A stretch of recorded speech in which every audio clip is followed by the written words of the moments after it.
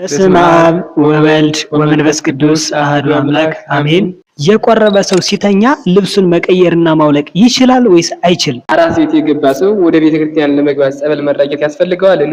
የወር አበባ ላይ ያለች ሴት ቤተክርስቲያን ቅጥር ግቢ ውስጥ መግባት ትችላለች? መስቀል መሳለምስ ትችላለች?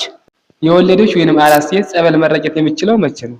ባልና ሚስት ግብረ ስጋ ግንኙነት ፈጽመው አድረው ማለዳ ወይም ጠዋት ላይ ጸበል መጠጣት ይችላሉ? ባልና ሚስት ግብረ ስጋ ግንኙነት ፈጽመው መስቀል መሳለም ይችላሉ ወይስ አይችሉም? አንድ ንስሐ አባት የወለደችን ወይም ራስ ሴትን ለመጠየቅና ጸበል ለመርጨት በሚሄድ ጊዜ ለሕፃኑ ስም ማውጣት ይችላል ያኔ ወይስ አይችልም? ለመልእክት ያየ ሰው የቡራኬ መስቀል መሳለም ይችላል ወይስ አይችልም? ባልና ሚስት ግብረ ስጋ ግንኙነት ፈጽመው ቤተክርስቲያን ግቢ ውስጥ መግባት ይችላሉ ወይስ አይችሉም? የበዓል ዕለት የሚታረደው የገና ወይም የትንሣኤ ስንት ሰዓት ነው? ባልና ሚስት ግብረ ስጋ ግንኙነት መፈጸም ኃጢአት ነው ወይስ አይደለም?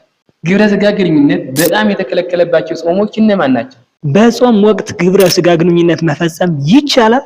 የቤተ ክርስቲያን ዕጣን በቤት ውስጥ ማጠን ይቻላል? ውድ የስምና ሚዲያ ተከታታዮች በዛሬው ቪዲዮ ፕሮግራማችን እነዚህን ጥያቄዎች ከቤተ ክርስቲያን አስተምህሮ አንፃር ምን አይነት መልስ አላቸው የሚለውን ከእነዚህ አባት ጋር ቆይታ የምናደርግ ይሆናል። ቪዲዮውን ላይክ፣ ሼር፣ ቻናሉን ሰብስክራይብ በማድረግ ቤተሰብ ይሁኑ።